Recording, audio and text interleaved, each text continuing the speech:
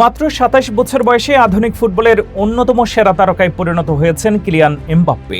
দুর্দান্ত গতি, নিখুঁত ফিনিশিং, অসাধারণ ড্রিবলিং এবং বড় ম্যাচে নিজের সেরাটা তুলে ধরার ক্ষমতার কারণে অনেকে তাকে ভবিষ্যতের কিংবদন্তি হিসেবে দেখেন। মাত্র ১৯ বছর বয়সেই বিশ্বকাপ জয়ের স্বাদ পাওয়া এই ফরাসি তারকা ইতিমধ্যেই বিশ্ব ফুটবলে নিজের আলাদা পরিচয় তৈরি করেছেন।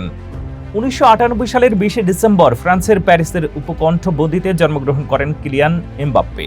তার বাবা উইলফ্রিড এমবাপ্পে একজন ফুটবল কোচ এবং বর্তমানে ছেলের এজেন্ট হিসেবেও দায়িত্ব পালন করছেন।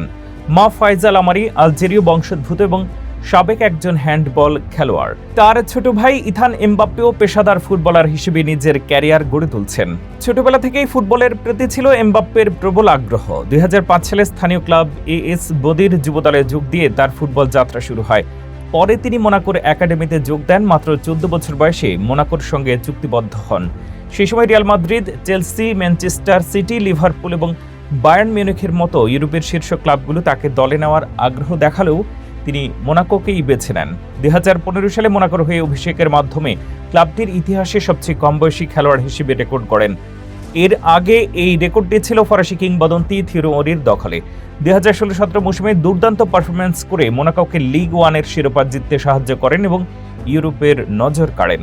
২০১৭ সালে প্যারিস সেন্ট জার্মেইন পিএসজিতে যোগ দেন এমবাপ্পে। এরপর নেইমার এবং পরবর্তীতে লিওনেল মেসির সঙ্গে গড়ে তোলেন ইউরোপের অন্যতম ভয়ঙ্কর আক্রমণ ভাগ। পিএসজির হয়ে তিনি একের পর এক লিগ শিরোপা, গোল্ডেন বুট এবং অসংখ্য ব্যক্তিগত রেকর্ড নিজের করে নেন।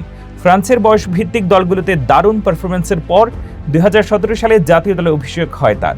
২০১৮ সালের রাশিয়া বিশ্বকাপে তিনি ছিলেন ফ্রান্সের অন্যতম সেরা খেলোয়াড়।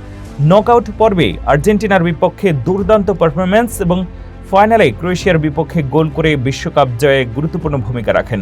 পেলের পর দ্বিতীয় কিশোর হিসেবে বিশ্বকাপ ফাইনালে গোল করার বিরল কীর্তিও গড়েন তিনি। ২০২২ সালের কাতার বিশ্বকাপে এমবাপ্পে ছিলেন আরও ভয়ঙ্কর। পুরো টুর্নামেন্টে ৮ গোল করে গোল্ডেন বুট জেতেন। ফাইনালে আর্জেন্টিনার বিপক্ষে অবিশ্বাস্য হ্যাট্রিক করেও দলকে শিরোপা এনে দিতে পারেননি। টাই ব্রেকারে ফ্রান্স হেরে গেলেও তার পারফরম্যান্সে ফুটবল ইতিহাসে স্মরণীয় হয়ে থাকবে। ২০২৪ সালে বহু প্রতীক্ষিত স্বপ্ন পূরণ করে এমবাপ্পে যোগ দেন স্প্যানিশ জায়ান্ট রিয়াল মাদ্রিদে। বিশ্বের অন্যতম সফল ক্লাবের জার্সিতে নতুন অধ্যায় শুরু করেন তিনি এবং দ্রুতই দলের আক্রমণ ভাগের প্রধান ভরসায় পরিণত হন। ২০২৬ সালেও এমবাপ্পে বিশ্বের অন্যতম সেরা ফুটবলার হিসেবে নিজের অবস্থান ধরে রেখেছেন। রিয়াল মাদ্রিদের হয়ে ধারাবাহিক গোল করে চলেছেন এবং ফ্রান্স জাতীয় দলের অধিনায়ক হিসেবে ২০২৬ ফিফা বিশ্বকাপেও শিরোপার অন্যতম দাবিদার হিসেবে দলকে নেতৃত্ব দিচ্ছেন। মাত্র কয়েক বছরের ক্যারিয়ারেই অসংখ্য রেকর্ড, শিরোপা এবং ব্যক্তিগত অর্জন নিজের করে নিয়েছেন কিলিয়ান এমবাপ্পে। বয়স এখনও তার পক্ষে, তাই ফুটবল বিশ্বের বিশ্বাস সামনের দিনগুলোতে আরও অনেক ইতিহাস লেখা বাকি এই ফরাসি সুপারস্টারের হাতে।